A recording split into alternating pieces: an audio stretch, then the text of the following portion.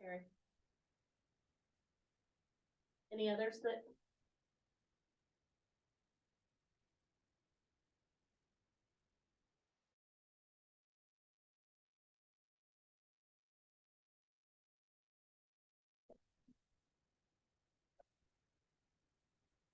Okay. All right.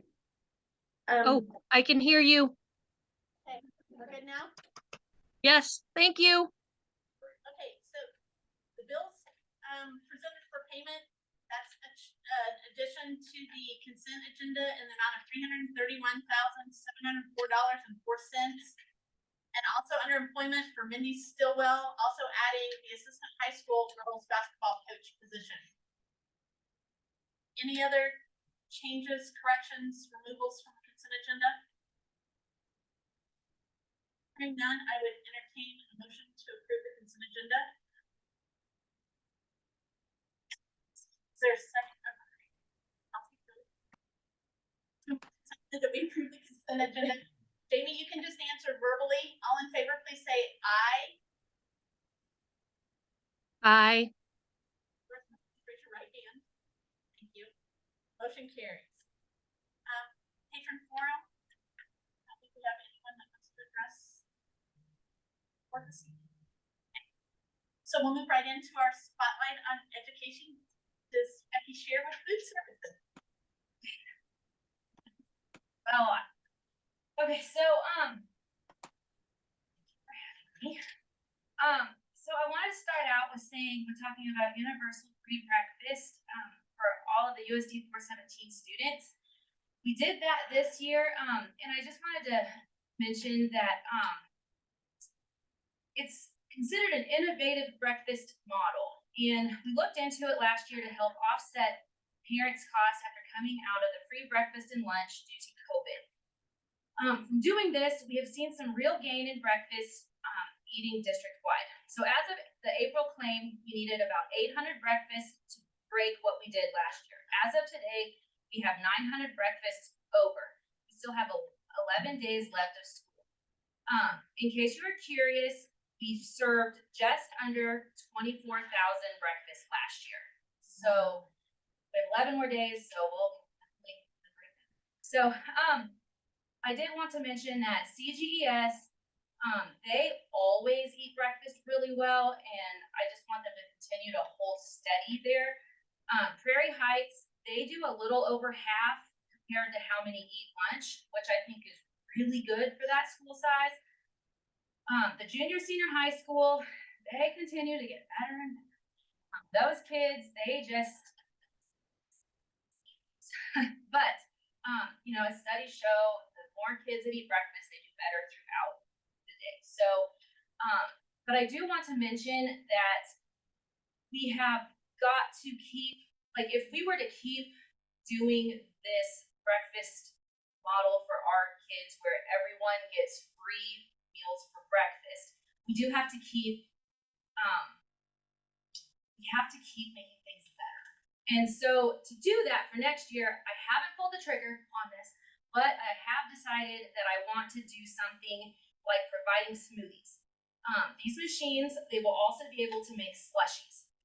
Both the smoothies and the slushies, they will count towards the reimbursable meal for breakfast and lunch. Right now, it's one of those deals where we don't have to buy the machine, but we buy the product. I've already talked with Prairie Heights. It's really not feasible for them to get that machine, so they'll do something different. They probably won't have it every day, but they'll have, you know, 3 to 4, maybe even 5, 6 times a month. But that's just something we'll come up with as we get there. But for down here in Council Grove, it'll be something we're going to try to have every single day. But I am really excited about that. So when you guys said yes to the tilt skillet, I wanted to explain to you why I really wanted to have that. We're going to be able to provide better quality food options. So along with a variety of different options, like right now, we do spaghetti with meatballs. And that's just because we just don't have enough time to make it all. But this will make it to where we can do spaghetti with meat sauce. Thank God. Those meatballs are pain. So I've even found a recipe for like ramen. A trend right now is like burrito bowls, chicken teriyaki bowls. You'd even be surprised, but even being able to have that big of a situation where where they can heat up a big pot of water, and then we can make mashed potatoes faster. That is even. I'm like, it's just a whole new world. I'm just so excited. We also started this year a soup and salad Wednesday, 2 Wednesdays a month during the winter months. So with the addition of the tilt skillet, we should be able to provide soup and salad Wednesday every Wednesday during the winter months. However, we've got a lot going on, so I'm not going to be like, yeah, we're just going to do that. We're going to kind of make sure we're still able to, get our other stuff done. But I will tell you that my most exciting part of next year is the fact that I'm getting a new point of service. And I really think parents are just going to fall in love. So as of right now, we use MBA Cafe. And honestly, it was a good fit for when I was building the program for what we have now. But really, we've just outgrown its capabilities. So we're going with Meal Magic. I've been looking since November. And this particular software, it has parent control features. Parents will be able to actually keep track of their kids' accounts, and it'll actually stay how they want them. If they don't want their kid to have all a cart, an actual screen will pop up on our end. So it won't just have this line that says no all a cart, and it's like our line is so small, we just miss it. Parents can also pay for fees and lunch balances in one place through RevTrack. That was one of the big selling points for me, was when I was looking for software, I really wanted something where parents didn't have to go, oh, I'm going to pay for lunch here, and I'm going to pay for fees here. I wanted it to be in one spot. And then also, I have more control on my end to monitor everything. So basically, like right now, if I need to make a lunch account, I have to tell Tori. If I want to make lunch cards, I have to tell Tori. If I have something wrong in PowerSchool and how it's charging, I have to tell us. So now I'm able to it all just comes to me. Like that's how it should be. It should all just come to me. So, also, this particular software comes with form building. So I will be able to make barcodes, letters, all of that. So our processes will go faster. I should be able to, like maybe we won't use the little barcode cards at the elementary school. Maybe we'll do barcode sheets. There's actually a way where all the kids will show up. It's called group serving, and so they'll all show up. And so let's say that Mrs. Fry's class is coming through. They'll be able, like my staff will be able to be like, this kid, this kid, this kid, this kid, this kid, and be like, option 1, and then the next line, this kid, this kid, this kid. So instead of being like, like the scanning, it's gonna be just so much. So also so my staff, they're getting upgraded computers, cards, and etc.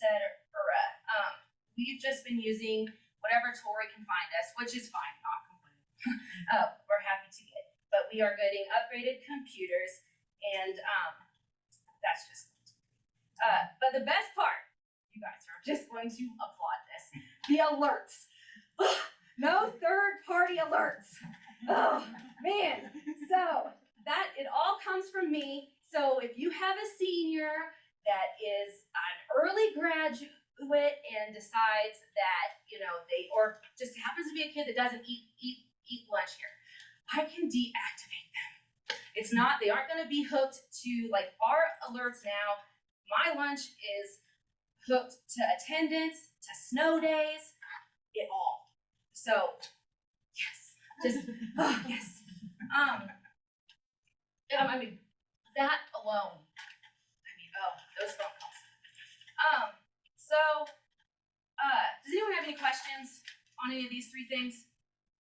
Are we happy about that? As happy as I am? It just really is cool. Oh man, you guys, it's just been a struggle. So now the next thing, I want to talk about summer food. So, all right, I just want you guys to know that I have been ready to post about summer food for like the last 3 or 4 weeks, but I've been waiting on USDA to let me know if Prairie Heights will be able to do what I want, and so I found out today at 12 that yes, we can. So I just want you guys to be aware that me posting today just happened to be because yes, I am not this late in doing anything.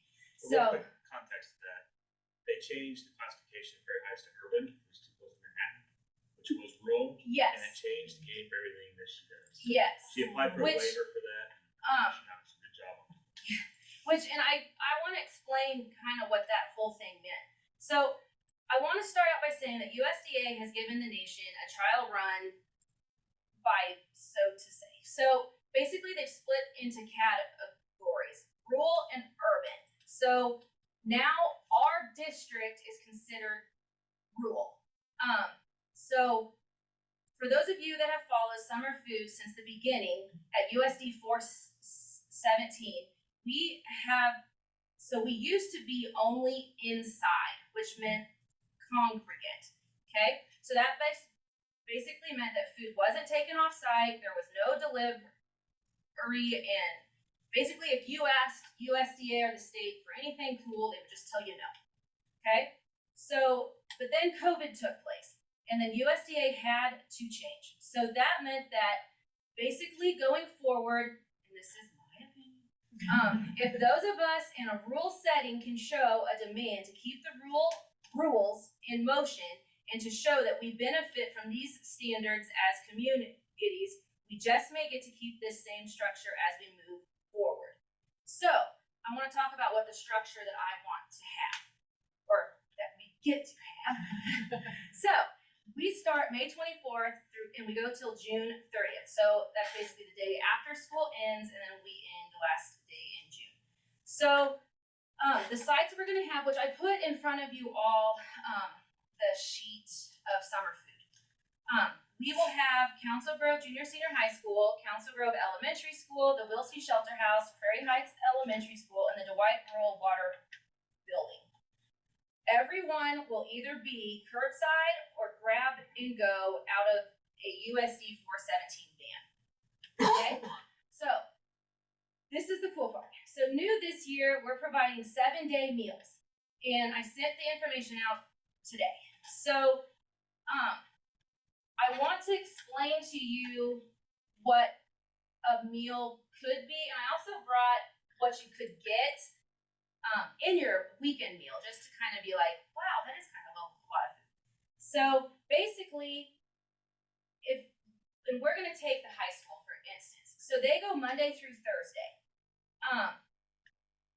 No, they go Monday through Friday. Sorry. So Monday through Thursday, they would get that day lunch and tomorrow's breakfast. Okay, but then Friday, they would get Friday, Saturday, Sunday lunch, and then Saturday, Sunday, Monday breakfast. However, please be very clear, you have to get the weekend meal, you have to be present on the last day of the week. And all of this also includes the vans. Like, you don't have to just go to Prairie Heights, and you don't just have to come here to get the weekend meals. We're going to send the weekend meals out with the vans too. Okay? So, I wanted to kind of show you guys, oh man, it's not happening. I kind of wanted to show you guys what could be. And because we're an offer program, anything that's in this line back here, this is stuff that you wouldn't have to have. It's like, you can take it all, but it's stuff that you wouldn't have to have. But like this here is the lunch, this is a breakfast, lunch, breakfast, lunch, breakfast. And so this is what one child would end up getting on a weekend, on a Friday. Now, given I hurriedly put this together. So I realize it's heavy on the fruit, and you know, there's uncrustables and things, but this is basically it. And now, given you don't have to take like the milk or the yogurt. So let's say that you had like your kids aren't drinking this milk, you don't have to take it. And my ladies will tell you what you can choose and what you don't have to have. But honestly, I don't know if you guys are as aggravated about food prices as I am, but when I was building this, I was thinking we've got to come up with something to help the community. And when I was listening to some webinars, I was thinking this could be it. So if we could just help offset, even for 1 month, some of this stuff, I thought this could be helpful. And so we're gonna give it a good shot. I'm really hoping that we don't fail because this is a guaranteed guess every single day. So I do have on the menus, if you have 5 or more and you are really wanting to have that meal, to please either call my office or to email me. I'm hoping people see that. I post every day on our summer food webpage. There's just all sorts of different things that I try to get the information out. So if you see me posting and you want to help out, repost it. Tell your friends about it. But also, I wanted to say thank you for your continued support to the food service department. I see some very big and exciting growth in our near and extended future.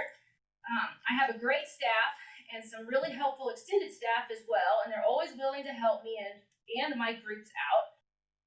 I've always said and told my staff that I am, for as long as I can be, will be their backup, so they will always shine.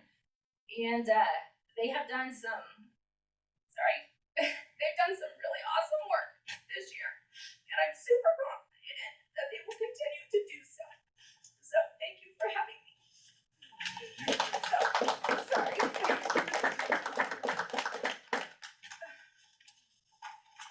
Any questions? Oh yeah, I can help answer any of your weird food questions. Yeah.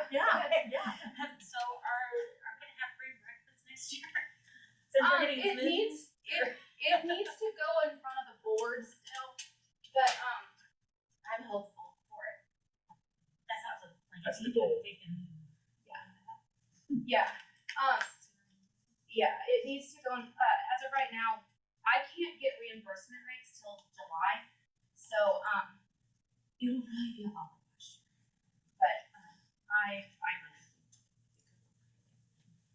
Just a little background on that. So, how the free breakfast were possible. We got all the reimbursements during COVID. Everyone was free. So the federal reimbursement was higher, which helped build up a little balance in the food service account, and that money was used then to offset the expenditure of free breakfast for everybody. But the free and reduced reimbursement rates are a big driver in that to see what we'll get reimbursed from the federal government to help offset that balance as well. So a lot's going to depend on what she finds out from the federal government on the free and reduced reimbursement rates.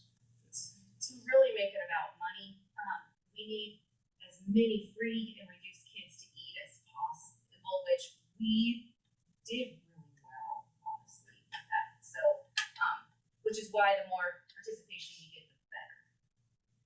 About half of our students free and reduced. Actually, And Becky, real quick, while you're looking that up, just to clarify, just to summarize, make sure I heard it correctly, to get Monday's breakfast during summer food service, you have to pick up Friday's packet. Because Friday Yes. includes Saturday, Sunday, Yes. and then Monday's breakfast. And then you'll start again on Monday with lunch and Yes, yeah. So Monday through Thursday, it's just one day, like that day and the next day. Like that day's lunch, next day's breakfast. But if you want Friday through that Monday breakfast, you gotta come get pick up Friday's it all. packet. Or on Thursday for Prairie Heights and Dwight. Yes, Just want to make sure people know that yes. they show Now up there Monday for is, breakfast. so if you look at this, if you look at this sheet, you'll see that we're closed we are closed May 26th and Memorial Day. So, basically at the high school here, we're going to give out on Wednesday, that's a Friday. So we're gonna give out on Thursday, Friday, Saturday, Sunday, and Monday's lunch. And then we're going to give out, I mean, put that together. Right. I've kind of lost track of where I'm at. Yeah. Yeah. Yes. So, yeah. Anyway, so that, I will be honest with you, will be a lot of PBJ. Just because I have 2 days with my staff to get that done. But after that, the weekend meals, we're shooting to have like a sandwich, like an actual sandwich and a peanut butter and jelly. Like that's what we're shooting for. But that first 4 or 5 days of long, that will be a lot of PBJ. But I'm not looking to make a meal that the kids are, you know, like let's be real. These kids are probably gonna go home and just snack with it. I mean, I'm really just trying to make an extra amount of just, so they aren't just eating everybody's fridges. So that's really my goal here. Yeah. But you will be serving on the 26th at Prairie Heights and Whitehorn. No, because they're Monday through Thursday. Thursday. So, and not Memorial Day. So, but yes, I do have the numbers of breakfast that we've done this year and last year, if it interests anyone. I'm sure it does. So, It does. It does. Right. It makes a difference. so Jackie, I'm so. your energy. yes. Well, school food. I love school food. I mean, it's just so important. So I grew up every day I had school. yes, yeah. I mean, I figured it the other day. I'm on like my 2nd and a half round of school food. If you count all the times I ate at school when I was growing up too. So, I mean, it's just so important. I don't know anyone who, I mean, I do know a few kids who just hate school food, and I'm thinking it has changed so much from when we went. You just have to appreciate all the work that goes into it. Thanks for your passion. And Yeah. we do appreciate it, Becky. I'm sorry that I was late, by the way. But I was gonna say something. You mentioned you hoped you don't fail. Yes. And I will tell you that, to me, from where I sit, if one family benefits from this, you are not failing. And often we don't know the impact that we have. We don't see it, we don't hear it, we don't know it. So I am certain you are not failing. Thank you. And I know Jan at the newspaper is listening, so maybe she might Yeah. help you with some details Actually- to get this out. I mean, Yeah. maybe she'll give you a call later, because I think. Well, the more people that know that Right. if they could just call and let us know that they are going to show up, and we don't have like, we'll be in Wilsey and have here's a group of 5 that haven't come for the first 2 weeks, and then we're like, oh man, you know, or in Dwight, you know, it's on the vans that I'm more worried on than anything. Because not that we won't figure out how to feed you, it's just, it'd be nice to know. Just us. So, anyway, well, thank you guys. Thank you.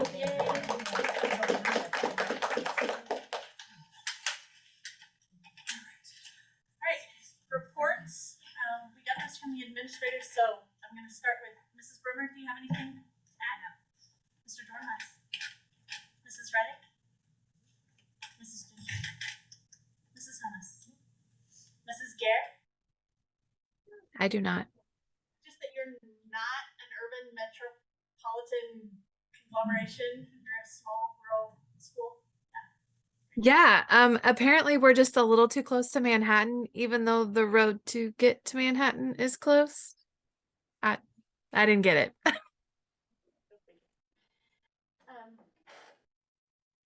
Bryce? Dr. Jody? Just real quick, couple things. Dana reported to us today in our admin meeting that the COVID-19 health emergency declaration is set to expire on May 11th of 23. So she'll no longer be collecting and reporting the COVID data on our school webpage moving forward after that. Yeah, and a big part of that is because the state shared that they will no longer be recording that on their website as far as their cases in the state and different counties, so. So there's no need for her to collect the data to send it on, because there's nowhere to send it on to now. And then lastly, I just want to take a moment and recognize Jordan and thank her for her service as a student liaison to the board. She's a very busy young lady, and she takes time out to do this and be civically engaged, and she's a fantastic representation of our student body here at the Board of Education table. So thank you, Jordan, for all of your time and effort. That's all I got. Board members? Okay. The first item is our information item, the June regular meeting date. Just a reminder that we've moved the date from June 12th to June 5th, and the meeting will begin at 6:00 p.m. I think we were a little worried tonight. We didn't know if we were going to make a quorum, so we just want to make sure that everybody's going to be present. So, or as many as possible. So our first discussion item, it looks like Dr. Church has joined us online. So staff retention and engagement survey presentation. Dr. Doty? Just real quick introduction to Dr. Brett Church. He is a professor at Emporia State University, and his department and along with other organizations led the statewide teacher engagement and retention survey that went out. And he has taken that with his team and expanded it to classified. And it's going to continue on as we collect more data throughout the year. So we did have a team that met with Dr. Church, and we've met twice now. We have our third meeting actually this Friday with him. And we'll continue that work as we look at this data and see how we can continually improve our engagement and retention of our awesome staff here in 417. So Dr. Church, we'll turn it over to you. Great. Thank you, Aaron. Good evening, everyone. I have a presentation to share with you. Aaron, do I need to pull it up on my end, or do you have it? If you want to just share your screen, do it on your end so you control it, or I Yeah, that would be great. What's best for you?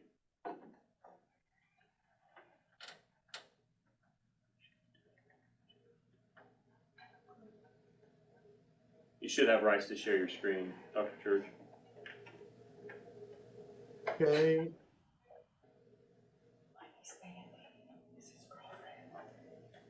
Looks like it's disabled, baby. At least that's what's telling me. Bryce is working on the setting here to see. There you go. No problem. Try it again. Yeah, we're good to go now. Okay, perfect. Thank you. You bet.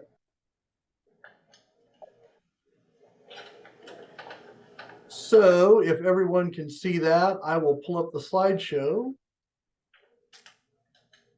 Yep, we can see it. And do you see the presentation piece or the just my side? I mean, We see your side. okay.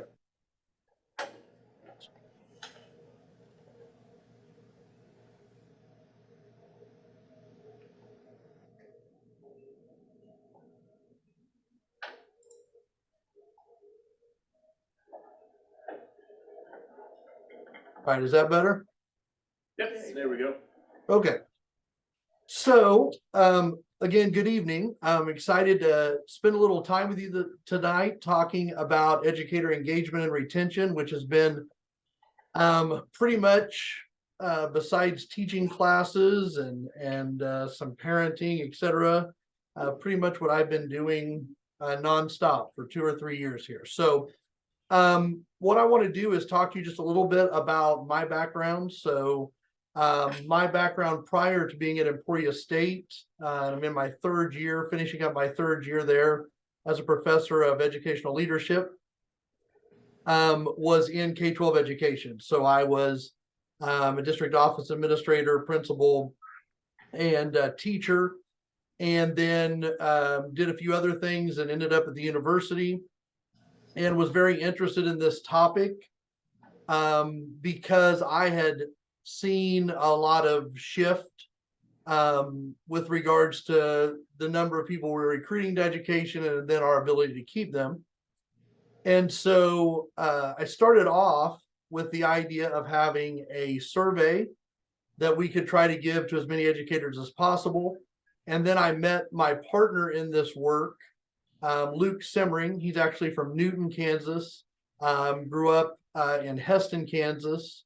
And Luke is a industrial organizational psychologist. So his work focuses on the psychology of the workplace, but also analytics. And so we have kind of teamed up to try and identify how we can make the information that we're able to gather as actionable as possible for individual school districts. And I'll kind of share a little bit with you on that as we go through. But we started the Kansas Teacher Retention Initiative, and in partnership with Emporia State, but then the Kansas Association of School Boards, KNEA, and USA Kansas.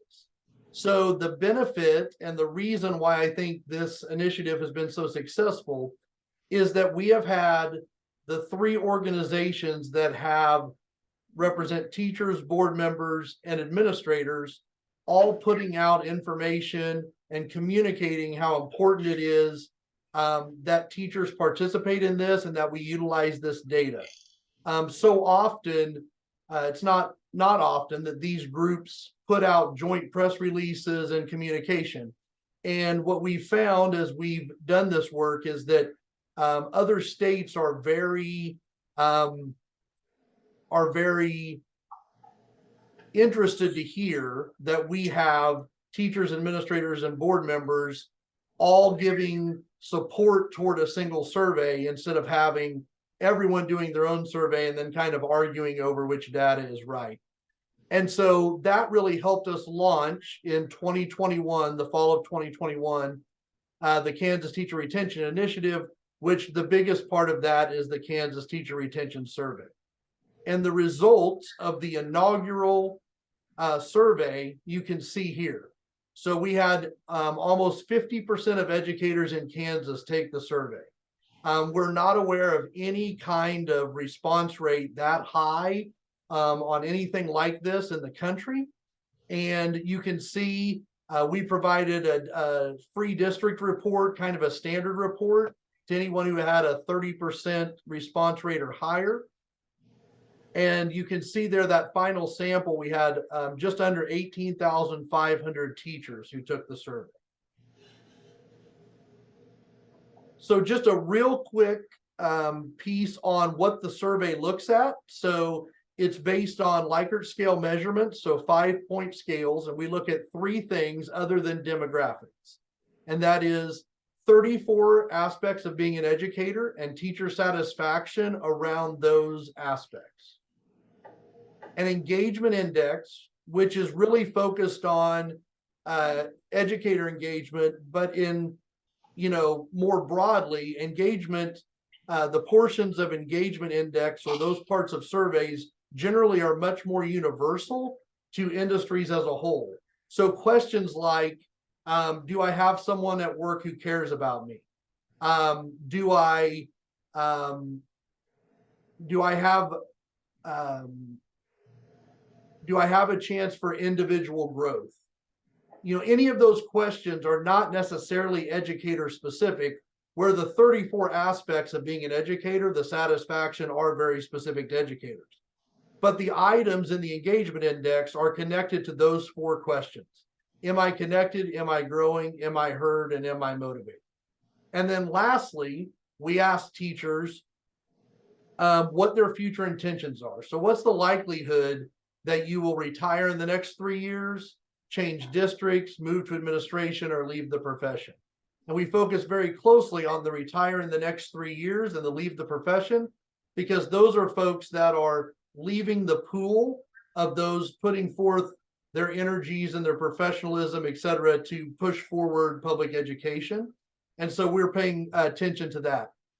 So in our state data, when we looked at the number of teachers who were going to retire in the next 3 years that answered that that was more likely than not, and very likely and will probably happen, which is the 4 and 5 on the Likert scale.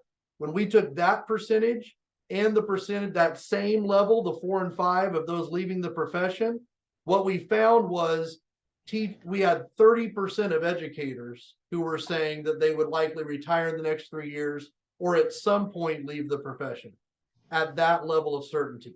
So we call that the risk factor. And so that's the statewide risk factor. So as we did this work, we learned a lot. Our report, our state report that we did is on the website at Emporia State. And we were able to look at data across the state. But we started to do some additional analysis too, because we were curious about, was there variance by district? And what we found was that there is a definitely variance by district, that just because it's a statewide driver that we've statistically identified, that doesn't mean that every district has the same piece. So that's where Luke and I started to kind of go out on our own and continue this work under the Educator Perceptions and Insights Center, because what we're really passionate about is trying to provide districts with actionable information that they can use to try to address how to best engage and retain the teachers they have in their district. So what we know about engagement is that it's the lead measure to retention. I'm sure you have had teachers who, for no reason, it's not because they don't love teaching in Morris County, but there's a circumstance within their family that causes them to move or leave the state or whatever that might be. When we look at retention, that number comes up as someone we didn't retain, but it had nothing to do with the job. So what we want to focus on is engagement, which is a lead measure to retention. If we can make people feel connected, growing, heard, and motivated, if we're getting employees that are connected, growing, heard, and motivated, we are going to likely keep as many as we can the further we get on that engagement index. And so we focus on that piece. But what we found is both in satisfaction and those saying they're likely to leave the profession at some point, we can identify some of these drivers, which I'll explain here as we go through. So now I'm just going to take you through some information about USD 417 that I've covered in our meetings and that I wanted to share with you tonight. So the first thing is the participation that you had when we did the survey in 2021 in the basically it went almost up to Christmas break. So we will be doing the survey again this fall in the new 2023 school year. We'll be doing this again statewide. And so you had 41 responses, and that was pre-K through 12. And based on the numbers we had, that was right at a 70% response rate. So you had an excellent response rate. Anything over 30%, we feel comfortable with. Anything under 30%, we don't tend to give additional data, primarily because it's we don't want people making decisions on too small a sample or on not enough people that have responded. Then what we do, and what we've worked with the district on, is how do we identify a benchmark group? So, your district is unique, but it's definitely much more different than a Wichita Public Schools or a Attica or a Garden City. So what we try to do is, based on those who participated, we try to identify, based on size and some demographic pieces, we try to identify some districts that might make sense to create a benchmark aggregate. So we never identify side by side, district to district. So we would never say, here's Burlington and here's Morris County side by side. But what we do is we create that benchmark aggregate. We put all that district data into one benchmark group, and then we can do comparisons between those. So we provide comparisons with the state, comparisons with the benchmark group. And then we look at the most important piece, which we'll get to toward the end, is what are the drivers that are at the core of decision-making in Morris County that that you can look at and think about how to take action steps and be strategic in leveraging what you can do to keep more teachers, not only in the profession, but in your district. So to give you an idea, when we look at engagement, we break it down into 5 buckets. We have strongly disengaged, disengaged, moderately engaged, engaged, and strongly engaged. So we combine the top 3 groups and the bottom 2. And what you see is statewide, we have 54% engagement and 46% disengagement. Now, when Gallup does their research across all professions, they have a different number of buckets, but their engagement percentage of all professions across the country, based on their metric, is 30%. So when we think about 54% might not be where we want to be, that doesn't mean that professions out there are much higher. This is a very strong number for professions as we understand the Gallup research. Even though this is our specific research, we know that, you know, there's not a 95% profession out there of engagement. And so you can see that you align almost exactly with the Kansas educators or the statewide piece. The benchmark is higher of engagement and disengagement. But again, we're looking at just comparisons, some descriptive information for you to have. So this is one of those pieces. So when we look at this additional descriptive piece, right, what you can see is of those 11 questions, you had a couple areas that really stood out as strengths. So one of the questions is about how teachers view the commitment of their colleagues.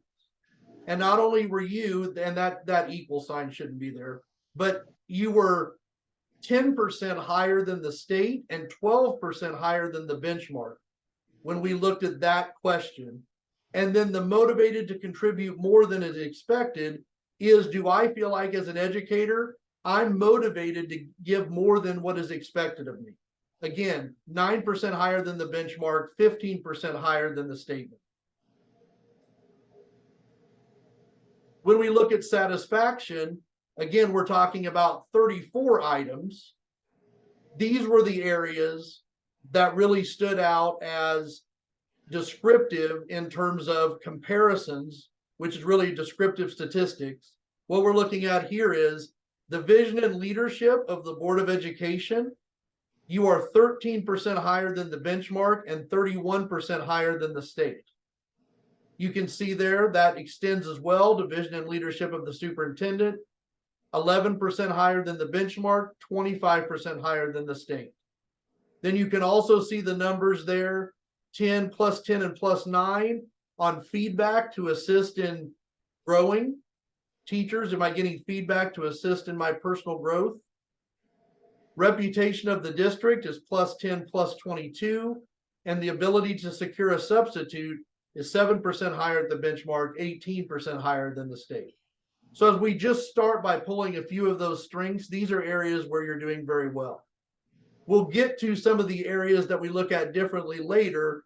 We try to provide these descriptive pieces because we think it's helpful, but we really try to get to additional statistical analysis as we make recommendations.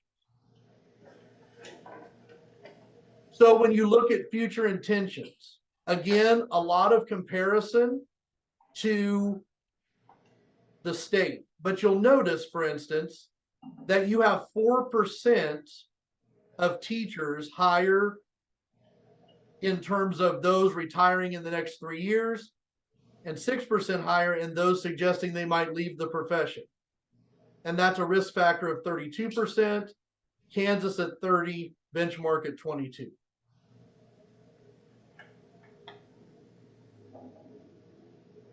And these are the 4 and 5. Now, when you look at those pieces that I was talking about as we move forward, what is really the most actionable things you can do as a board?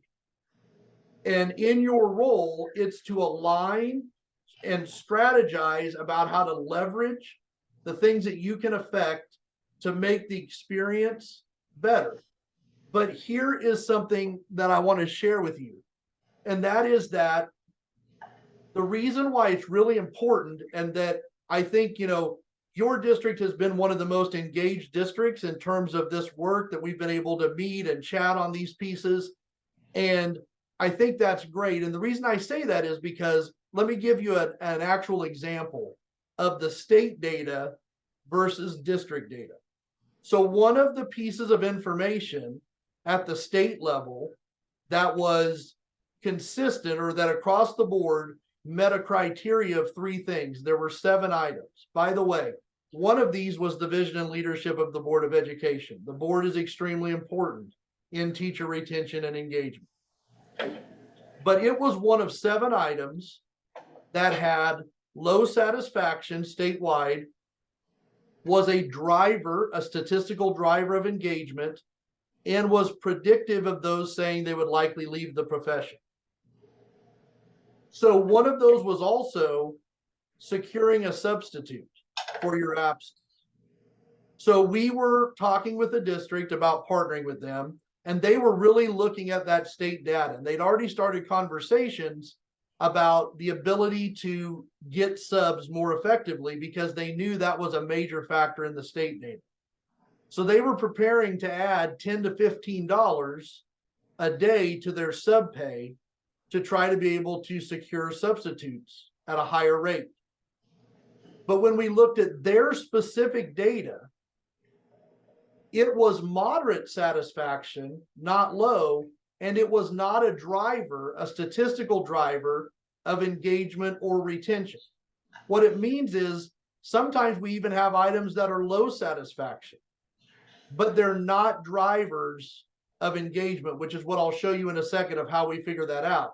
So they could have hypothetically been investing a large number of dollars and ultimately not had the impact they wanted to simply because they were going off state data versus district data. And as you know, every community, every district is unique. And so we're trying to provide those actionable pieces to districts. So how do we do that? When you look at this, these are kind of the quadrants that we look at, right? So how do we look at pieces? Well, we look at how do we prioritize things that are low satisfaction, but they're actually really important. They're drivers. They're statistical drivers. And we have these drivers at a 95% confidence interval, which means we are able, which is a 0.01, which across the board is a standard number for looking at confidence intervals. And so we know that it's very small chance that this is out of air.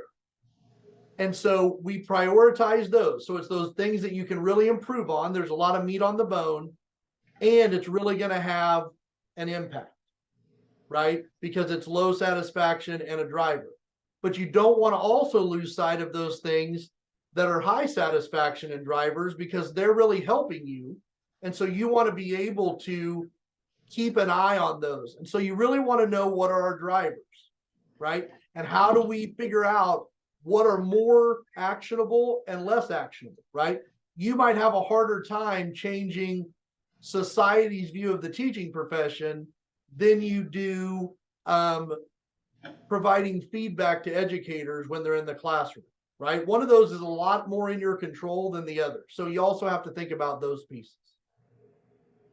So how do we ultimately do this? This is a visual to give you some sense.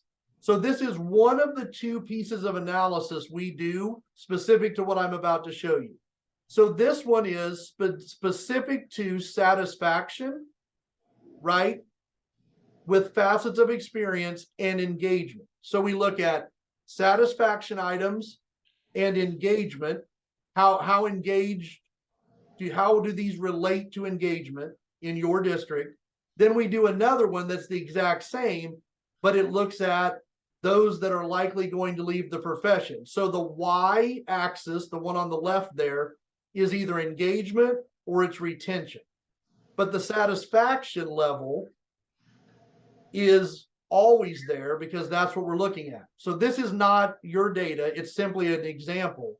So what we do is we run every single item of those 34 items through a regression analysis, which is a very strong statistical analysis. And then we have the quadrants that tell us what are those things that we can prioritize what are the things that we can leverage, and then what are things to monitor and consider, but we're really looking at those prioritize and leverage areas. So when we look at your data, here is the low satisfaction that are drivers. So remember, I said we do it for engagement and retention. So it's possible that something has both a driver for engagement and retention, or it can be engagement, or it can be retention only, or it can be nothing. So the areas that are low satisfaction in your district are society's view of the teaching profession, and that's a driver of engagement and retention. I will let you know in the state data of the 34 items that we look at, this specific question, society's view of the teaching profession, was a third of a point lower on that 5-point scale than any other item. It was not just the lowest, it was the lowest by a ton. So a lot of districts we do see a number of districts with that as a driver. Okay. District's attention to teacher mental and emotional health, another one we see a lot. And it is one that's at the state level. But you'll notice that one does not tie into the retention part, but it does affect the engagement. It is a driver of engagement. And then the other 4 are retention, support from your principal specific to student discipline. And we've talked with the team. We had a great conversation about this when I brought this data the first time, because this is something that you can address. You have a lot of control over this, and we talked a little bit about how to do that.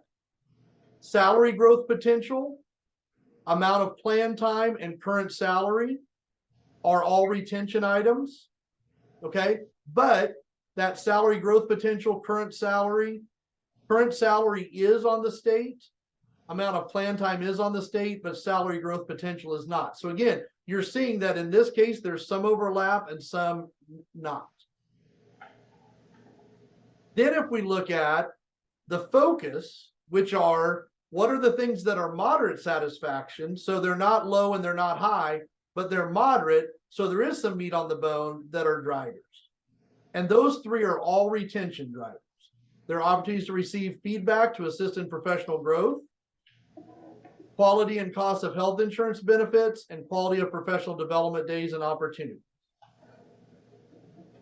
And then your high satisfaction items, you'll notice there's a large number of these, 8 of them, where you notice there were 6 on low, 3 on moderate, 8 on high.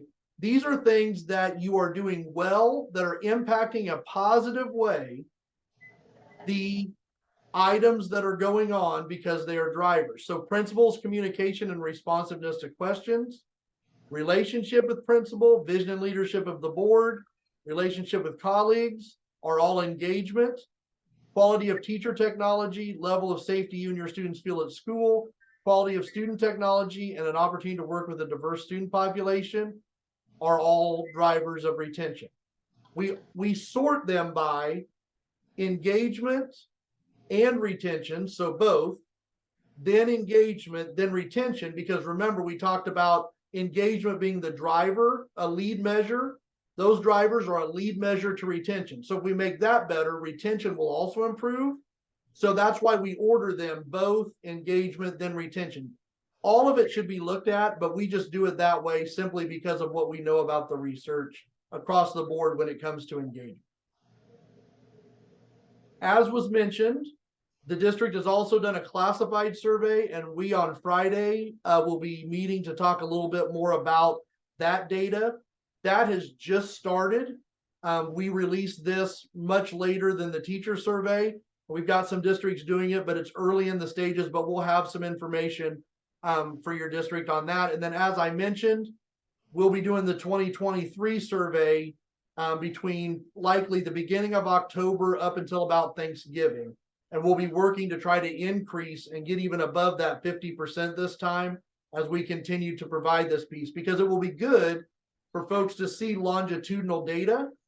One of the things that you can imagine is coming off COVID in 2021, there can be things that point in time had an impact on that maybe a few years past now. As we get to this next survey, we might see some changes, simply because of what was going on in that moment in time. That's why we want to keep that longitudinal data going. Okay? So that is my presentation. I'd be happy to take any questions.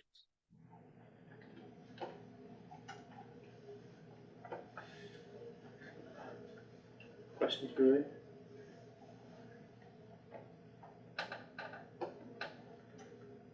Do you want to talk about who's been attending meetings and what that process looked like and That's a how question. that started? He referenced the team. Who is the Right. team? Right. Well, that's the email. If you recall, a while back, I sent out an email asking each board member to and principals that for teachers or people as community members that they would nominate to help this team on this process. So the replies I got back, it was Dustin San Romani is on that as a teacher representative, staff representative, I guess. Angela Harris is on that. Tina Ray Scott is on that. Deidre Knight is on that, and myself. And what we originally went to Topeka, it was you could have up 5 to 7 team members that actually showed up. We could have done more than 7 if we would have had the interest.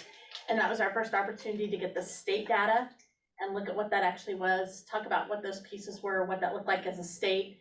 And then we've met with Dr. Church a couple of times here within the district regarding our district's data, and then starting the classified survey process, because we added that piece in there, and we meet again this Friday to go over that information.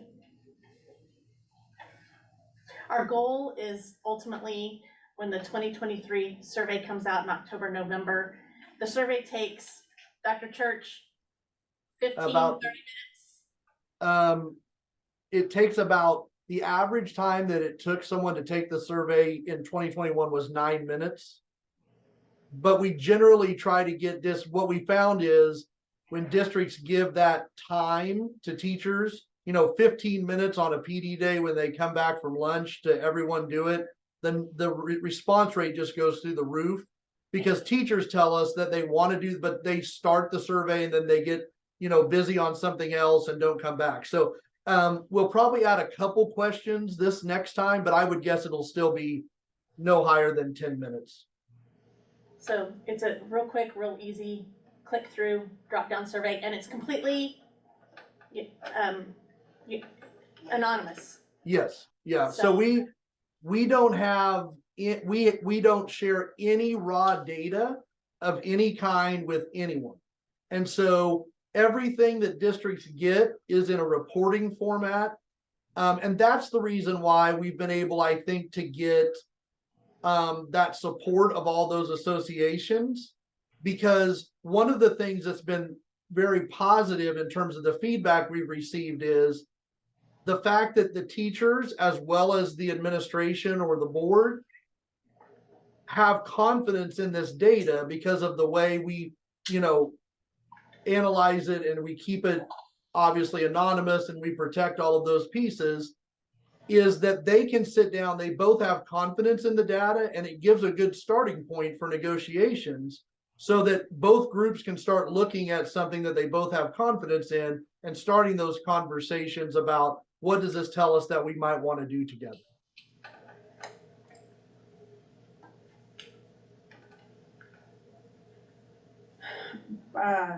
Is it Brett or Dr. Miss Church. Miss Dr. Church, Mr. Church? Oh, Brett's fine. Okay, sorry. I couldn't That's see fine. that far away, sorry.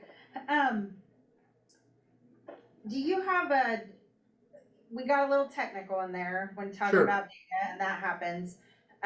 Does your group have a definition of driver? Like what Yeah. what you're saying a driver is? Yes. So the driver is basically what is coming up when we run this analysis, which is we take those items, and these are one would be if 1.0 would be if every single person put strongly dissatisfied, right? And the 5.0 would be if everyone put strongly satisfied. And so it is a combination of the plotting of this, but the statistical analysis that gives us the drivers is called a regression analysis. And that's where my partner, Dr. Simmering, him having that doctorate in industrial organizational psychology, what we've learned is and we're actually getting a large amount of interest across the country in this because we're very, we had someone at a national conference recently say that they're in corporate HR and have been for 15 years, and that they've been using this type of data for 10 years. And education just is not leveraging some of these tools that are about. I didn't even know things like this existed when I started working with Luke. And so we're bringing to education with some of this data and to districts and to states, et cetera, something that those of us who, as we see teachers leave the profession and they go to other professions, they're leveraging data like this as a way to keep their folks. And so this is kind of a challenge for us in education to try to bring this forward, because it's something that traditionally we're using just, we're doing exit interviews, we're doing those types of pieces, but really having the statistical piece with that regression analysis. Luke Simmering refers to the regression analysis as a correlation on steroids. So you hear correlation a lot. This is a whole level beyond that in terms of certainty. And that's because we isolate each of these items and figure out where they fit for each district. I know that's still pretty technical, but I hope that helps a little bit. No, that helps. And then this has been around since 2021, right? Yes, we built the survey. I built the survey and then met Luke, and then we worked on it together. And so this specific survey has been around since 2021 in the fall. And then, like I said, we'll do it again. And the plan is to do it every other year statewide, moving forward.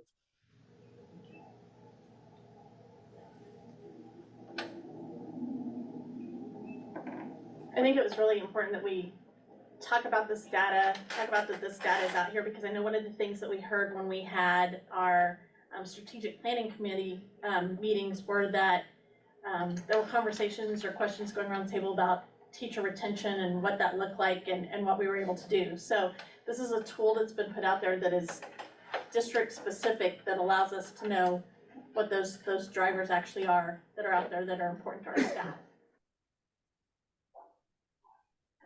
Any other questions for Dr. Church? Okay, you want me to give you a minute? No, Okay. I'm good. Thank you, though. All right. Thank you, Dr. Church. Appreciate your time this evening. Very happy to be here. Everyone have a great week. Thanks so much. I don't have a question for Dr. Church, but is this something that the team is gonna share with the admin team? Mhm. Like, Well, we went through this report early on in an admin meeting. We looked at this report together. what he just showed us? Not that slide, but we looked at the whole teacher engagement report, all the questions and all that. We went through all that together a long time ago.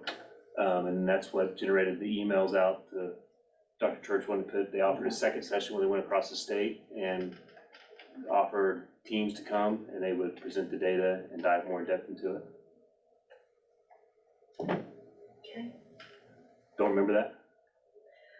Well, we've been having a lot of conversations about retention and,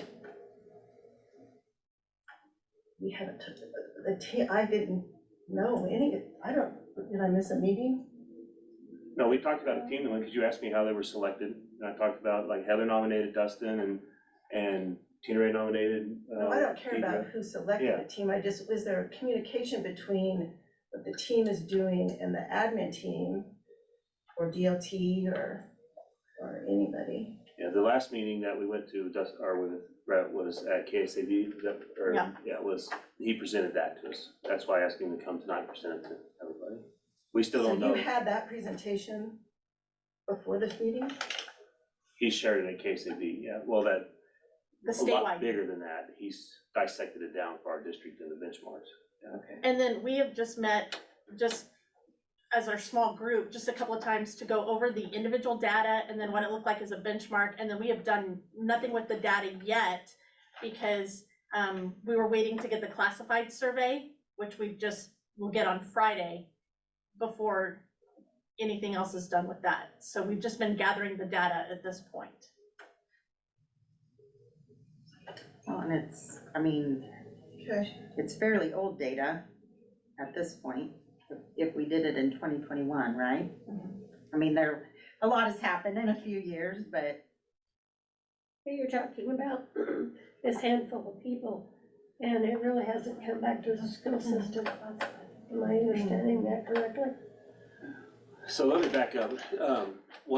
So this data, yes, it was done in 2021, but it's taken them time. I wish we still had Dr. Church on here because he can answer this better. But the way he explained it at the 3 or 4 statewide meetings that they rotated around the state and presented to teams on was, it's taken them time to put it all together, do the data analysis, do the regression analysis, and do everything to the point where they're at now. So it's not like we waited.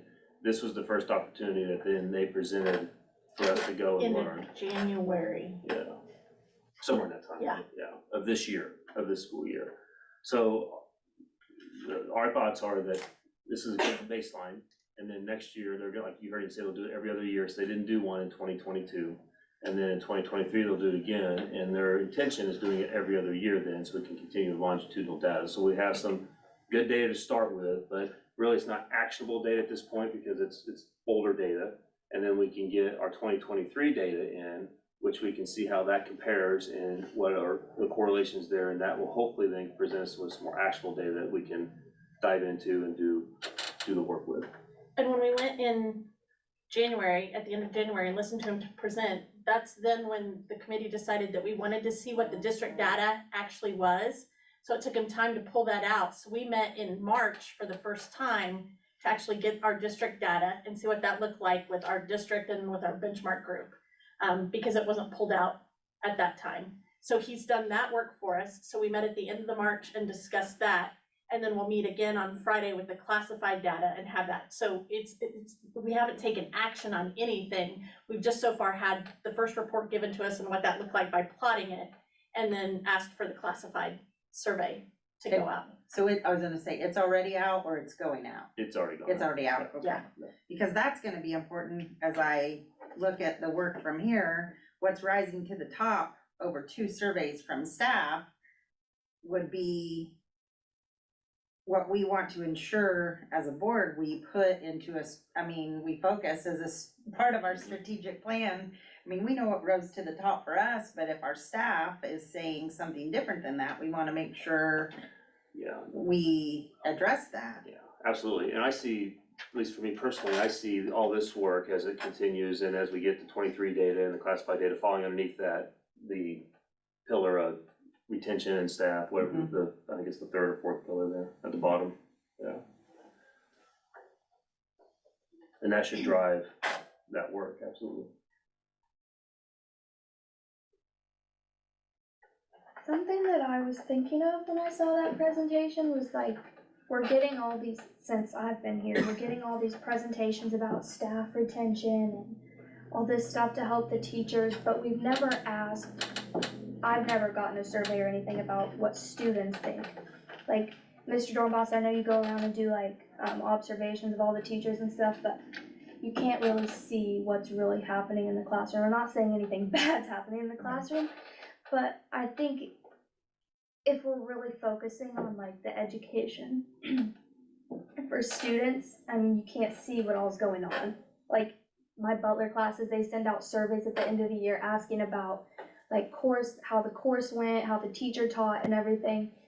And I'm not saying anything like bad about the teachers, but I just think if you got that, like if you saw more, there's some things that could be improved. And I think maybe if you ask students, I mean, you're gonna get students that like put in bad reports because they don't like the teacher, but like, I mean, there's some classes that I'm in that I really wanna learn, but I'm really not. And I think that happens with a lot of other students and you guys don't really see that, which isn't your fault, but I think that's the main point of being here, and a lot of times you don't see the problems that are happening. Thank you for saying that, Jordan, because student voice is the whole reason we're here. Yeah, the whole reason I'm here. Yeah, well, you're almost done here, right?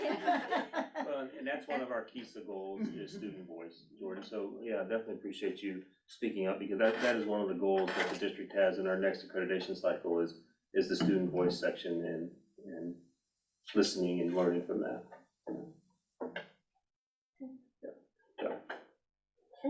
Any other questions about that piece?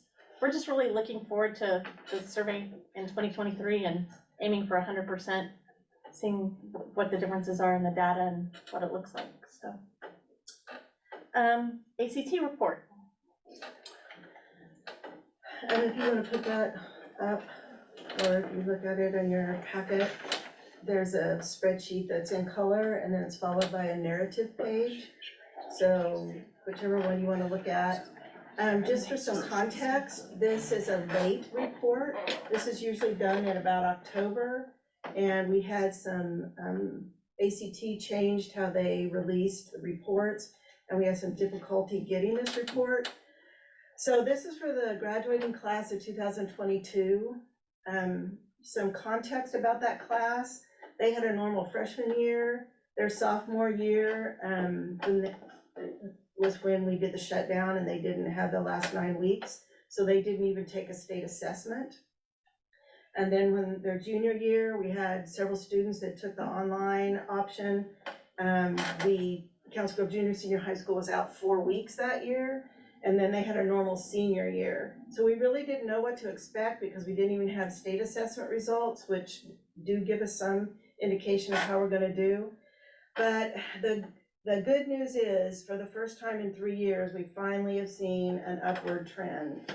So it's not back up to where we were 5 or 6 years ago, but this class did stop a trend. We had gone down 2 years in a row, and they did stop that. So what I did was color coded. All the greens are places where we did have a rise in scores. So our composite, our English score, our math score, our reading score, and our science score all rose, again, for the first time in 3 years. This is only the 3rd year we've offered the ACT for free. The state pays for the ACT. This is only the 3rd class. If you look at that very first column about percentages, it hasn't changed our percent a great deal, 71, 87, 75, but our percentage wasn't that low before that. So it has raised our percentage a little bit, the number of kids who take it.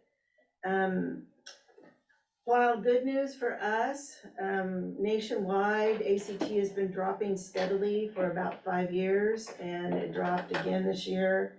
The state, it had been dropping. This is the first year that the state kind of held steady. It didn't have a drop, but they didn't have a increase either. So that's the green and the pink. And then if you look at the bottom half of the page, there's a shaded in column that says CGHS met CRB on all 4. See that column? That's the college readiness benchmarks.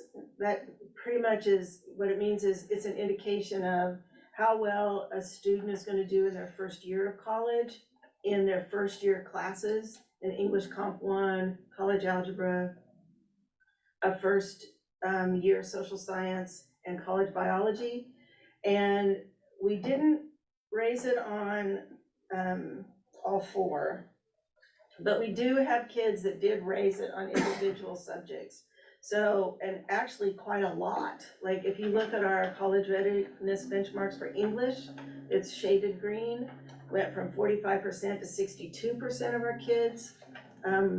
So that's a big jump in kids being ready for that, that Comp 1 class, and big jump in being ready for college algebra, and so on. Again, you've got, but because we didn't get all 4, we don't have all kids going in and all subjects strong, but we definitely have had an increase there. So the next page is just a narrative of several of the things I just shared with you. Jay and I went through and talked about what we're seeing and what patterns that we have. So there's an explanation of the college readiness benchmarks. There's several bullets there about the ACT results themselves. Predicting scores, again, we didn't know what this class was going to do because they never took a state assessment. Next year, It looks a little better for math and ELA, we'll see, but this class of 2023 does. And then the next class, it looks even a little better. But again, that's not it's a prediction. It's not, this is what's gonna happen. And then, reading and student voice are our goals, and so those will both be something that influences our ACT scores. So, good news for the first time. And Jay shared that, is gonna share that. We're gonna share that tomorrow with staff. I think the biggest thing, sitting down and going through it with Kelly, is just noticing, it's nice to see the positive trends when you look at the state and the national, but see what our students are doing. We got some good news last year when we looked at some of our trends with state assessments. And so it was good to see that backed up with the class that didn't get us to take state assessments. But I think the thing we see, if we want to get to the goals, we have aligned our KESA action goals with some of this information and with, student voice and relevancy. That kind of ties into what, the next steps we need to take ties into what Jordan's talking about. We've got positive trends, but if we want to continue the trend going up and not slip back where the rest of the state is, we have to work on the student engagement and relevancy. Why is there such a lag from like the time that they took them until them reporting the data? Cause like, I know that my kiddo who already took she's a class of 2024, took her ACT last month, already has her personal results. Is it a state reporting piece? Yes, the ACT only sends this report after every opportunity to take the ACT has closed for a class. Okay. So this reflects the last time they had the opportunity to take it. So even though your child may have stopped taking it in October, kids are still taking it through June. So you've got to that window has to completely close, then they aggregate it all, and then they send it. That helps to take into account when you look at the individuals increasing their scores in each different category versus also the composite score. Every kid has to have every opportunity to take it to increase their scores. And I would imagine they take the highest score then, like if a kid took it 2 or 3 times, so they take used to, now they They're do. doing that now. That's a change they've I made. used to take the last one. Well, they've started to do now where they do take the highest. That's a new thing. So one of the reasons is that has to happen. So we don't normally get this till about October. But the reason this is May, that we're giving you this, is that we had some trouble getting the report from ACT themselves. They changed how you get reports. So a person who's in charge of that had some difficulty getting the report. So it'll be earlier next year. It's exciting to see these. Yes, it Numbers is go up. exciting. It's nice to stop a trend. Yes.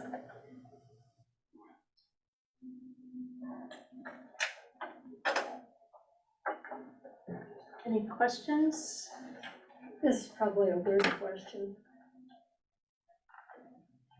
Because they've made it free to take, for some kids think, I'm not going to go to college, so they would never bother taking with the ACT.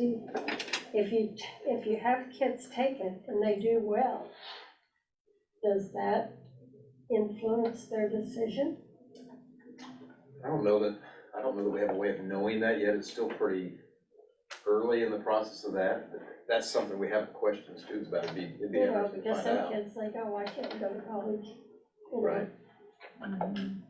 I would say, That's a good question. yeah, I would say just because they get like a higher score than they thought, they're not gonna be like, oh, maybe I should go for another 4 years, because if they're already thinking I don't wanna go to college, then it's probably more than just seeing their test scores. I think an interesting look would be is if it changes the school or type of school, because your ACT score opens up a lot of avenues scholarship wise. Sure. If they got a higher score, maybe that has an impact on where they may focus or go. Have colleges changed the requirement for ACTs, do you know? They stopped using it actually. Should they altogether? Yeah. I'm not surprised. It's used for scholarships, but to get in, Is it based on Nobody uses it down GPA? at K, right, KU, is that the only one that uses it? GPA then, or At there's like Mizzou, three measures? I don't think anybody does now. Mizzou, you had to get a 24. Sometimes you see, Mizzou is 24, I think the bigger thing now is, you know, it's scholarships, but also a lot of out-of-state, for us, for our kids, out-of-state universities will waive out-of-state tuition sometimes if you achieve a certain score, like Oklahoma State, you still waive it, if you got a 27. So I think it's used a lot for that.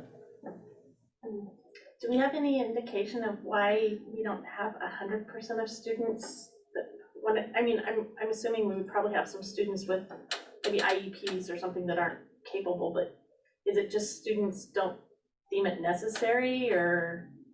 I think it's exactly what Jay said, it depends on what they wanna do. We're doing a lot better job with our IPS process on focusing kids on the right post-secondary plan. You know, the IEP, we actually have IEP students that take it because they get accommodations when they take it, just like they would, as long as they've been getting them in the regular classroom, and it's part of their IEP or 504, then they get accommodations. So I think it's really more of a, you know, we're doing a good job of, we always do better, but we're doing a good job of trying to get kids focused. You know, trying to focus every student on a four-year university is just not what we do anymore. So I think that's probably the reason we're not at 100%. It's probably not appropriate to be at 100%.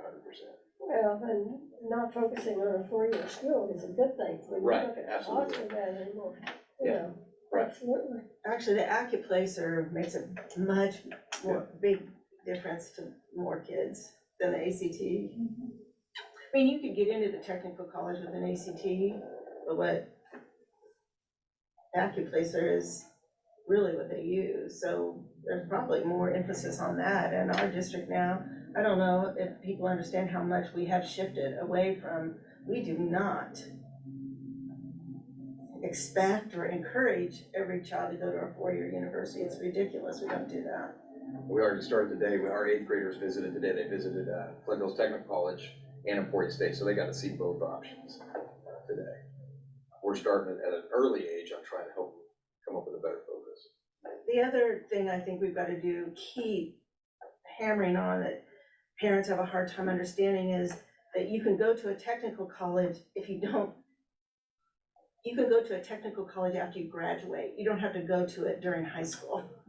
People think that you go to technical college your junior year, and yes, you can, but you can, going to a technical college is a fantastic option as a graduating senior if you've never been. So that's another thing we've got to keep working on.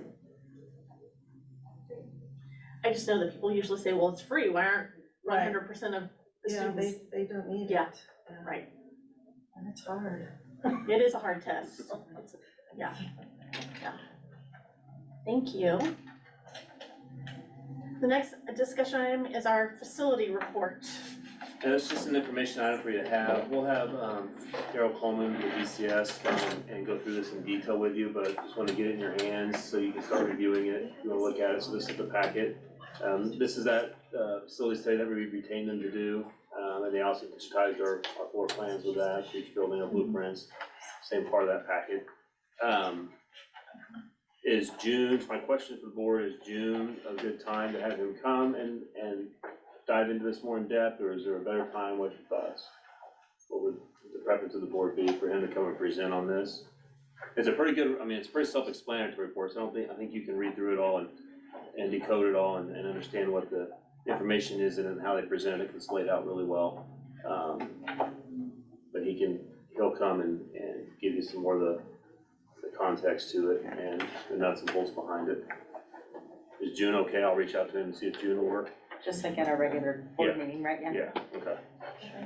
Yeah. If he's available, I'll reach out. If not, then I'll see about July. Possibly. Anyone have any questions on the format or anything? Well, real quick, is there anything in here that poses a danger? I've just basically flipped through it once, but is there anything that we need to focus on this summer while we have the opportunity before? Nothing stood out that was immediate threats. Okay. Like, there's just a lot of, when you go through, it's categorized by the red, yellow, and green, and so you can see some of the things that were in red in terms of the different facilities and whether HVAC or the power plant or the physical plant itself. They break it down pretty thorough to all the different categories, and so, but I didn't see anything, and there was no recommendations from them of anything that was, you need to deal with this right now because it poses an immediate safety concern. Related to that, I almost think we need to have a budget projection to go with that, because there's a lot of things in there that it's saying we need to do, but we have no idea, Right. you know, the cost. Yeah, and that's one of the things they will do. So what we can use this for, then start prioritizing some things, and then they will come back with some costs to address some of those issues. So it's kind of like two different, they provide this as a service because we don't have to use them to fix those things, and they don't want it to be perceived as, hey, we're doing this, so you'll hire us to do all the work within it. They hope we will, but they do this, and then we'll know some of the upgrades and updates that need to be done, and then we can bid that out, or we can have them come in and be part of that bidding process with us too. But yeah, this is independent of that, but there would be cost projections for those after we kind of go through it and decide some prioritization on it. It's almost like for the things that are really urgent, you know, to know what those are as to whether you can go ahead and, you know, do some of the need to be versus the get it done. Right. Can we write or make comments on these? Yeah, they're yours They're to keep, ours? so yeah, yep, you can make notes Thank you, through. Kelsey, for asking that. I was wondering, the Yeah. same, is it okay to write in it too? Make notes of your copy. Yeah, and just so you know, if you read this in a doctor's office, people leave you alone. They don't ask. No, they didn't come ask, no, yeah. So just an FYI tonight, we'll dive into it deeper. He's available for the June meeting. Great. Okay, the next discussion item is the building needs assessment. So this is the statutory requirement that we need to do for budgetary purposes to fulfill legislative requirement. So this is just for you to look at tonight, information only. We'll spend time in the June meeting then going through it more in depth. But I wanted you to have it in your hand now so you can start reading through it. There's no listed by priority in those bullet points, so they're just simply bullet points. So the process that we did is each building principal took time with their staff and the site councils and filled out a building report. So you'll see there's actually 4 reports there. There's one for each building and then a district overview. And so each building filled out their individual reports from a data perspective, and then we spent today as a group going through and finalizing it in this format here. And so there's not a prioritized list. Those bullet points aren't in any order. They're just there as we placed them there through the software that we use to make this document with. It has to be noted in the notes in the minutes for the board for budgetary purposes. And then this also has to be posted on our website by statutory requirements. By July 1st. Correct. So we'll go over it in depth or read through it and have any discussion or comments around any of it. A lot of it we're addressing, additional counselors from social emotional piece. So a lot of things in there are ongoing. They're not surprises. And they're things we need to continue, keep in the forefront, but just kind of information piece right now. Any other questions? Okay, then we'll review this and take this up again in the July meeting. We'll go through it, and you'll have a chance to ask questions and we can review it in detail at the June meeting. And that will go in the minutes then for the budgetary purposes and for the legislative requirements, and then we'll post it on our website after that meeting.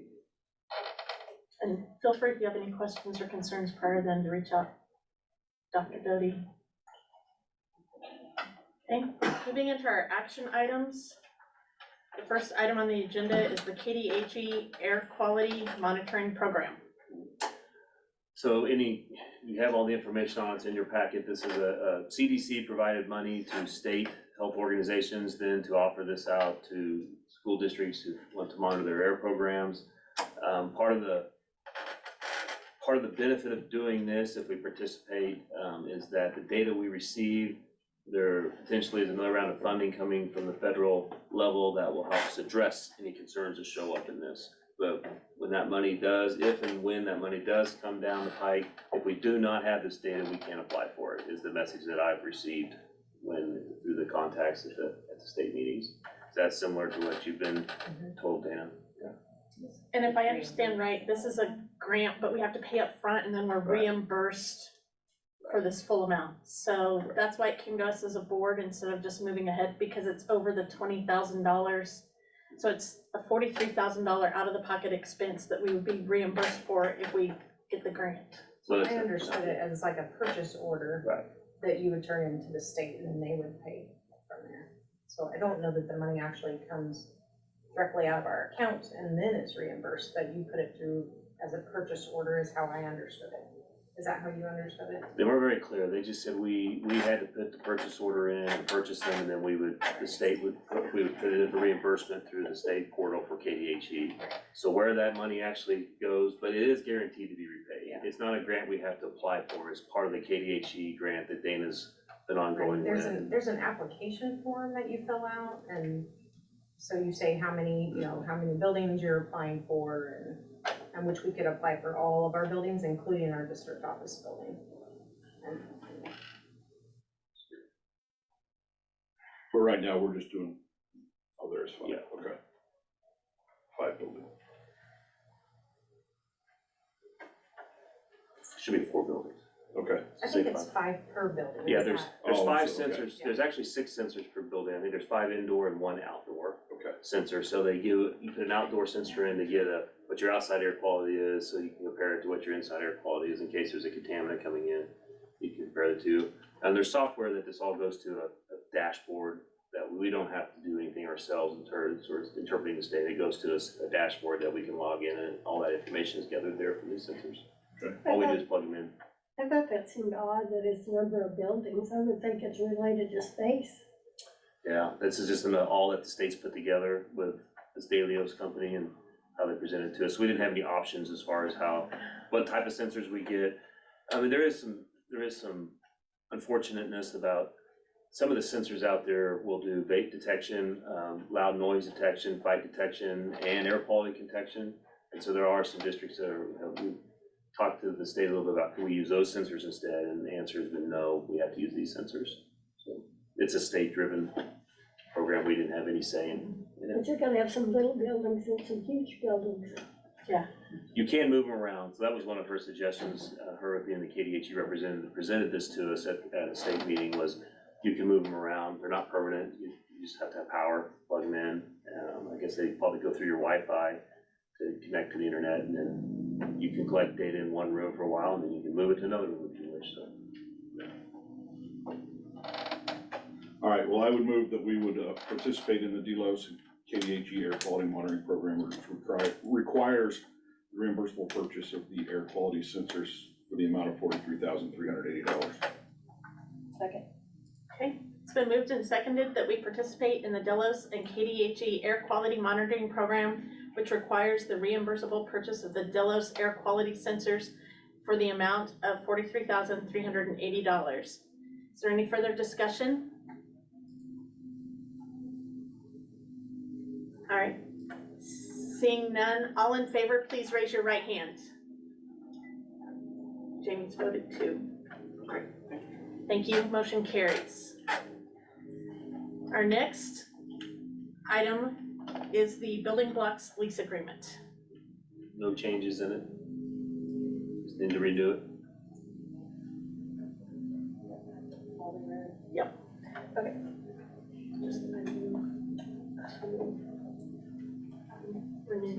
Yeah. I move to renew Building Blocks annual review of the lease agreement with Building Blocks Community Childcare, which leases the portion of CGES that once served as the old middle school. The lease agreement, which is a rolling 2-year agreement, can only be terminated by USD 417 by providing 12 months written notice to Building Blocks unless a mutual agreement is reached with Building Blocks to terminate the agreement with less notice. Okay.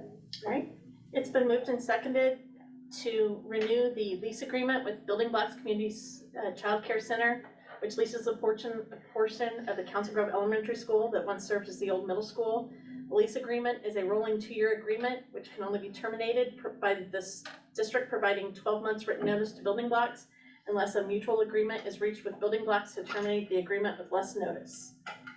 Any further discussion? If not, all in favor, please raise your right hand. Bryce, you got Jamie too, right? Motion carries. Real quick before we move on, one request, just as an FYI, that they did talk to me about was in the summertime, used to we had staff over there, more staff in that building. So splitting utilities, so in the summertime, we're gonna look at somehow maybe making that more equitable and fair to them, so they're not paying 50% of the utilities when we don't have staff in there anymore. So I'll be working with that to make it equitable and fair to them as we make adjustments on our end. Okay. The next action item is the notice of the non-renewal resolution. There was a copy in the packet, but I will read the resolution. Motion for final action of the Board of Education in regard to the non-renewal of a teacher's contract. Whereas on the 10th day of April 2023, the Board of Education of Unified School District number 417, Morris County, Kansas, by resolution duly adopted, took action to notify Orrin Grammer of the board's intent to non-renew his contract as a teacher for this district for the 2023-2024 school year. And whereas pursuant to that resolution, the clerk of the Board of Education gave written notice to Orrin Grammer on or before the May 19th, 2023, that it was the intent of the Board of Education to non-renew his contract for the 2023-2024 school year. And whereas after extensive consideration and thorough discussion, the board has determined that the matter should be resolved as indicated below. Now therefore be it resolved by the Board of Education of Unified School District number 417, Morris County, Kansas, Section 1, that the contract of Orrin Grammer be non-renewed for the 2023-2024 school year. And Section 2, that the clerk of the Board of Education give Orrin Grammer a signed copy of this resolution in person or by United States mail. Adopted by the Board of Education of the Unified School District number 417, Morris County, Kansas, on this 8th day of May. So I just need a motion to approve that resolution. Madam President, I move that we approve the proposed motion for the final action of the board in regard to non-renewal of a teacher's contract. Right, it's been moved and seconded. The approval of the proposed motion for final action in the board in regard to the non-renewal of a teacher's contract. Any further discussion? Not all in favor, please raise your right hand. Motion carries. The next action item are the updated job descriptions.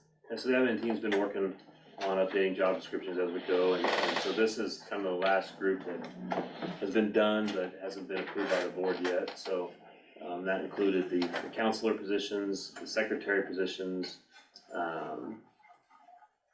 board clerk position, and the transportation director position.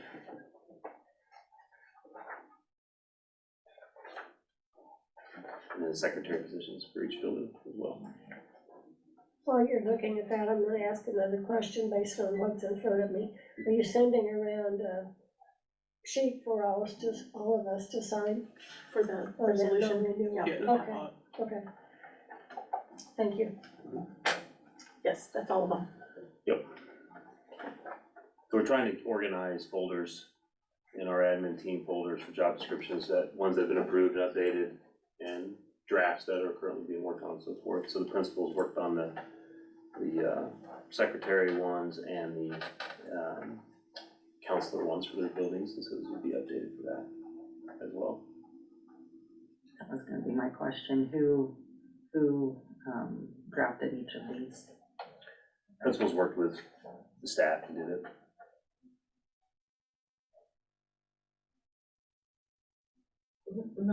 Not board clerk and transportation director. Was there an update to those today? To the board clerk one specifically? The only reason I ask is because yesterday when I was reading it, I swear there was something in it that's not there today, so Was there an update? No. Okay. That could have just been. Any other questions? May I ask a question? Sure. What duties were added to the board clerk to make it a full-time position? So,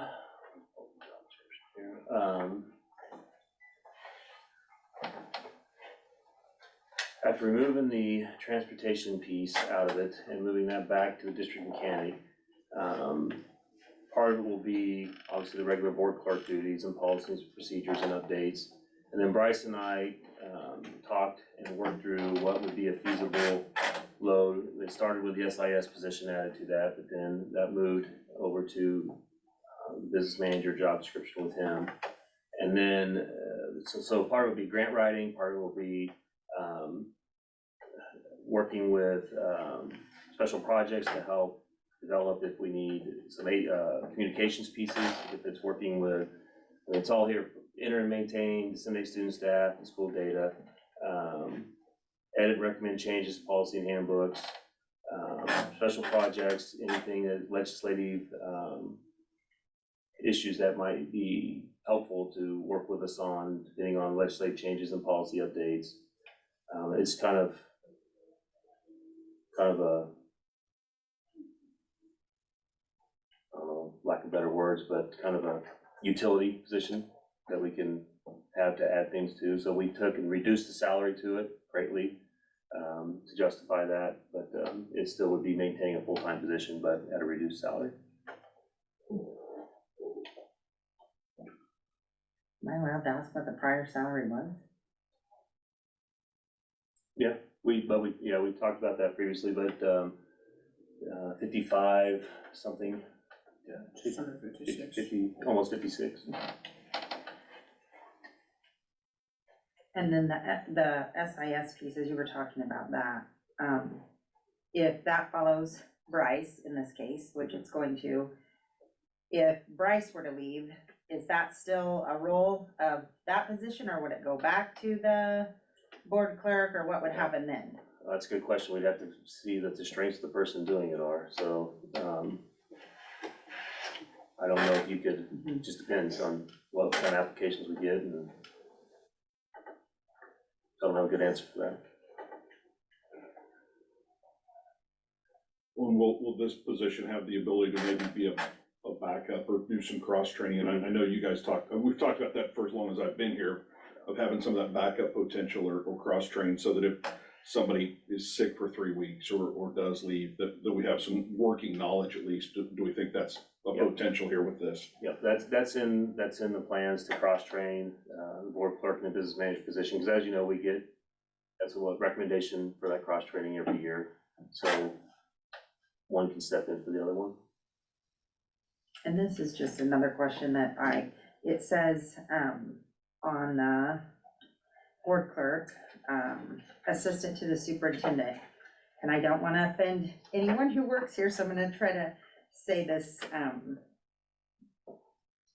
I'll just ask it. Is the one role I don't see here is Rachel's position. So what is her job role? I mean, what is her job description, I guess? That title will need to be updated, yeah. Okay. I don't have.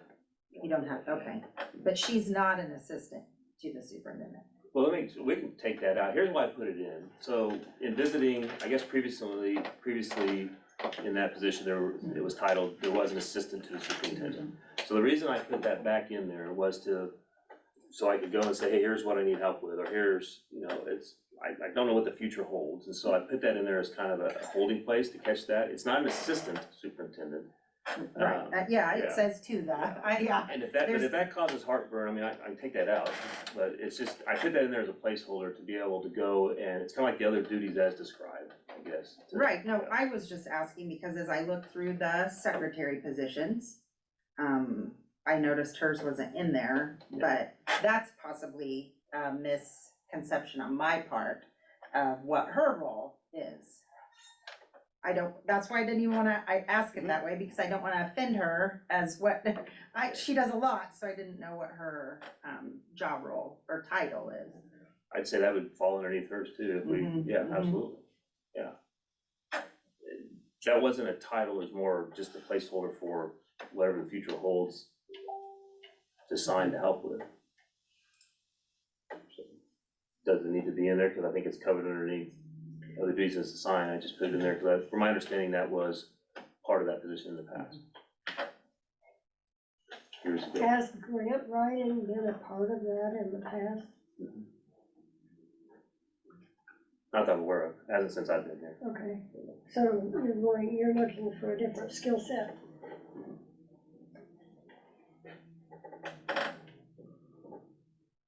Any other questions? Give me just 1 minute, Sure. please. I wanna make sure I look them all over.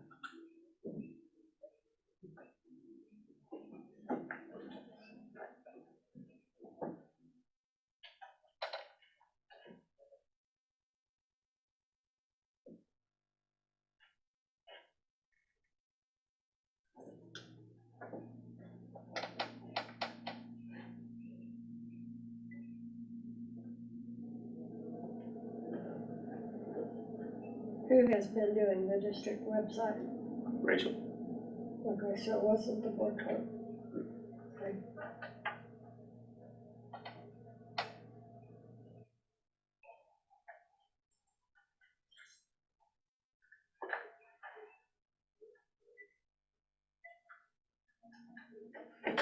Thank you, sorry. That's okay. I'll move we accept the updated job descriptions. Okay, it's been moved and seconded that we update or accept the updated job descriptions. Any other discussion? No, other than I would like, someone to work on Rachel's job next. That seems to be the only one that's not here. Okay. That we haven't addressed in a while. Okay. That's not part of the motion, but it's something to. Good. Okay, all in favor of approving the updated job descriptions, please raise your right hand. Motion carries. The next item is the epoxy floor covering, Yep, and this is these just, were added today. yeah, this is just the piece that was left out at our last meeting, cause they had the title wrong. They had the elementary school, but then remember they had the auditorium scope for it. So this is just the correct quote for that piece at the elementary school for their hallways. So we removed it from the bid at the last meeting. Yeah, they had the wrong date and the, It had the wrong, yeah, it had the elementary school and then the address, but had the wrong work scope underneath the description. Which I don't know how, because the email he sent, the price tag was right, but the email, something's weird there. I don't know. But it is what it is, so that's why that's back here. And technically, you don't need to approve it because it's under $20,000, but we just put it in there since we pulled it out in the last one. So just to make sure everything's transparent on that. Should be for $17,750, $19,750. I move to approve the proposal from Epoxy Brothers LLC to install epoxy flooring at CGES for $19,750. second that. It's been moved and seconded to approve the proposal from Epoxy Brothers LLC to install the epoxy flooring at Council Grove Elementary School for $19,750. Any further discussion? Not, all in favor, please raise your right hand. Motion carries, thank you. And then the other item from today is the furniture RFP. There was an email that went out about that. And then we approve that. Okay, it's been moved that we approve the furniture RFP, yeah, the dollar amount. From Navrat's Office Products to fulfill the 23-24 classroom furniture order for the price of $60,591.79. Second. All right, it's been moved and seconded to accept the proposal from Navrat's Office Products to fulfill the fiscal year 23-24 classroom furniture order for the price of $60,591.79. Any discussion? All in favor, please raise your right hand. Motion carries. All right. The next item is our executive session. Madam President, I move we go into executive session to discuss an individual employee's performance pursuant to non-elected personnel exception under coma for 20 minutes with Bryce, Dr. Doty, and the board. Bryce Johnson, Dr. Doty, and the board.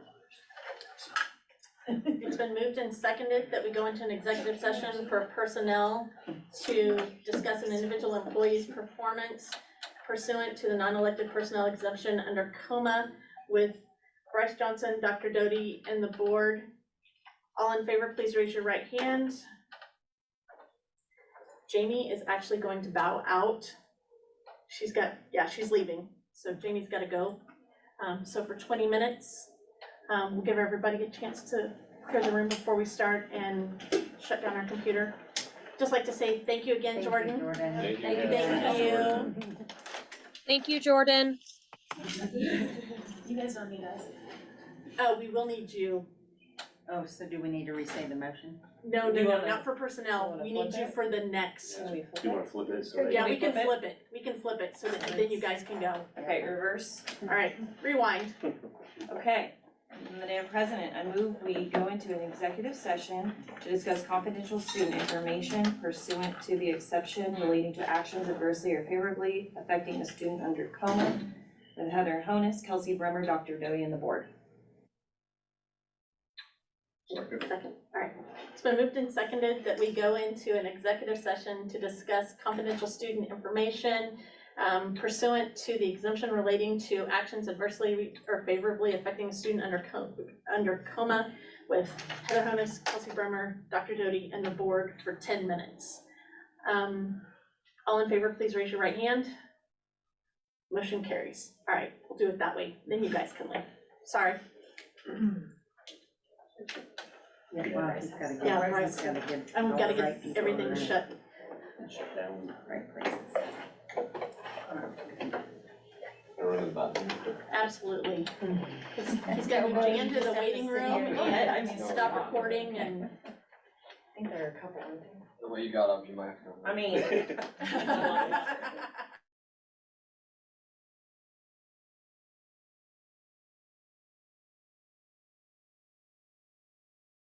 President, I move we go into executive session to discuss confidential student information pursuant to the exception relating to actions adversely or favorably affecting a student under coma with Heather Honus, Kelsey Bremer, Dr. Doty, and the board for 5 minutes.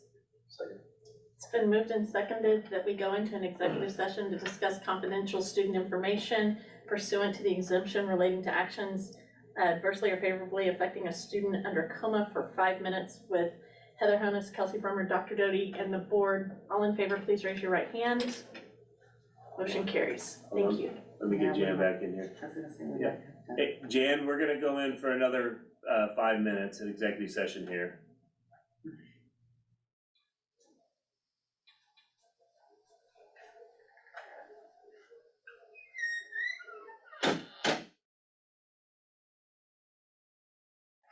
Jan's not in yet. Bryce, I'm gonna set this over here for you. Okay.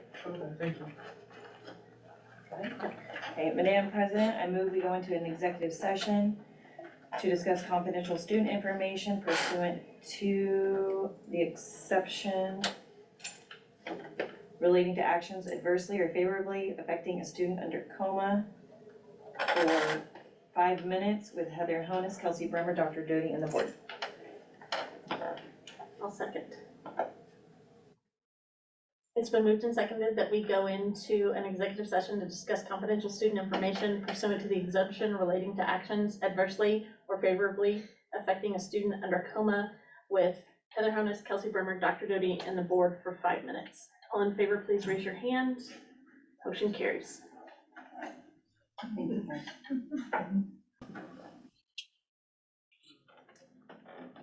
We had a request for a pre-K exemption. At this time, we will take no action and the board will uphold our current criteria.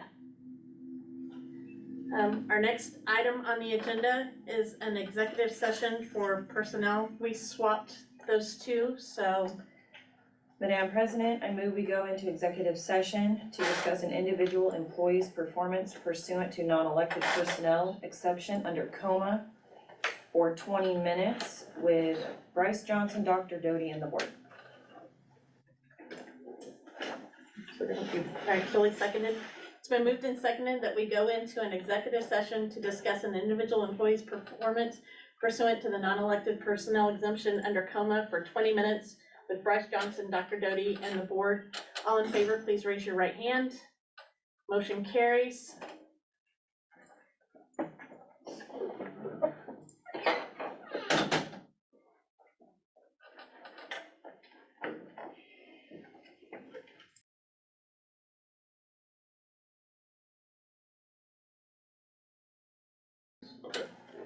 Okay.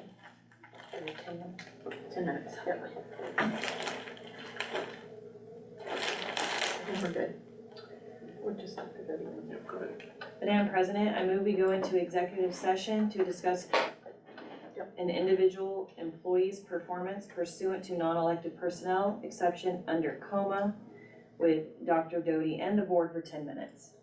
It's been moved and seconded that we have an executive session for personnel to discuss individual employees' performance pursuant to the non-elected personnel exemption under COMA for 10 minutes with Dr. Doty and the board. All in favor, please raise your right hand. Motion carries.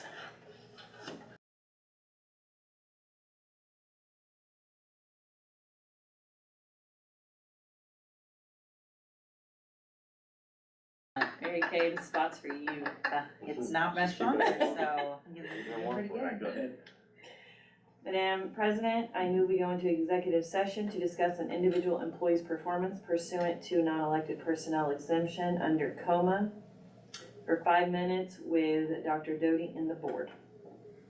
Can I get a second? It's been moved and seconded that we go into an executive session to discuss an individual employee's performance pursuant to the non-elected personnel exemption under COMA for 5 minutes with Dr. Doty and the board. All in favor, please raise your right hand. Motion carries.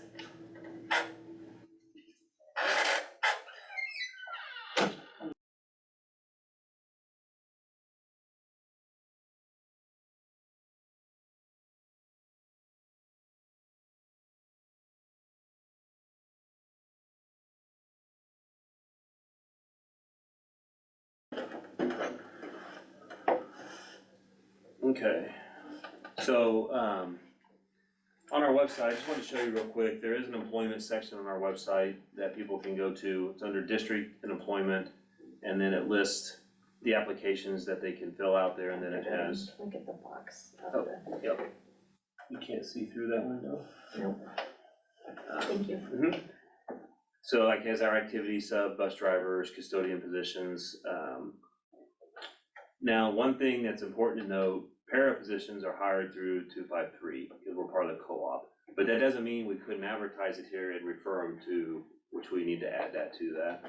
Refer them to the Emporia's portal to apply because they can't apply through us because they're technically an Emporia 253 employee, but they're assigned to us. All of the parents are? Yeah, all SPED staff are through the co-op. So we're in a co-op instead of an interlocal. What a co-op is there's a sponsoring district, which there's 7 districts in our co-op. Emporia is the sponsoring district. And that means everything goes through their negotiated agreement. So that's why our paras make more than ours, because they'll go off the Emporia pay scale for classified staff. So Emporia is a sponsoring district, so they have Emporia contracts. All of our SPED teachers are technically contracted through Emporia. All of our SPED staff, or tenured staff through SPED, is all through 253. But you don't have any teachers that aren't special ed that have paras there? No, there's paras in regular ed classrooms if there's IEP students in those rooms. Okay. Yeah. We have aides that we Yeah. hire. Okay. Now, our district employees are the aides. Okay. Yeah, but those are more of the interventionists. Yeah. We have more of those in elementary schools who lead the MTSS process and do interventions with students during the MTSS timeframe. Okay.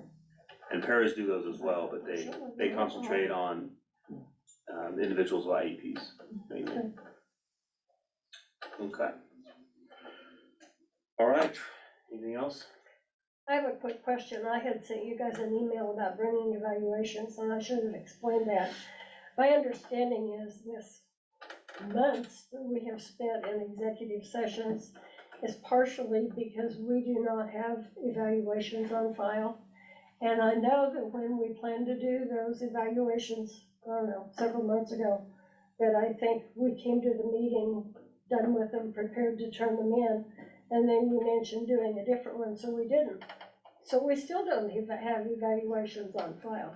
That's why we did the letter and then got the response back for the letter. It was a general consensus from the board that instead of using that process, especially since the newer board members didn't understand the process and were able to work through it. That's why Mary Kay and I sat down after we received all the input from the board. We crafted that letter. The board approved everything that was on that, which was all the evaluation pieces. We submitted that. That is in Dr. Doty's file. His response Okay. letter is in Dr. Doty's file. Okay. And then, as he's completing those tasks and will be giving us updates, then that will also go in. Open session. Yeah. Right, and if, I mean, if there's something that you wish to talk about, I mean, we could, I don't know, we can always revisit just, during an executive session, you know, right, I mean. I just thought if we didn't have any on the file, and that was part of what was holding up our process, I thought we could at least take those that we'd finished and. Well, just for the record, Get them so in the since we file. have media online, I have an evaluation for every year on file, except for this year. And remember, I advised you all in meeting that statutory deadline was February 15th for that. And that's when you decided to do the informal process because you missed the formal process. And technically, this all should be done in executive session right now. I just want that on the record as well. But that's why I have evaluations on the file. When you say there's no evaluations on file, that's the incorrect statement. There is evaluations for every year I've been employed here on file, except for this year, Okay, because you missed the deadline as a Board of Education. okay, well, somebody had told me otherwise, Someone misinformed you. And and that happened. Any further information to discuss? If not, we're adjourned. Yay.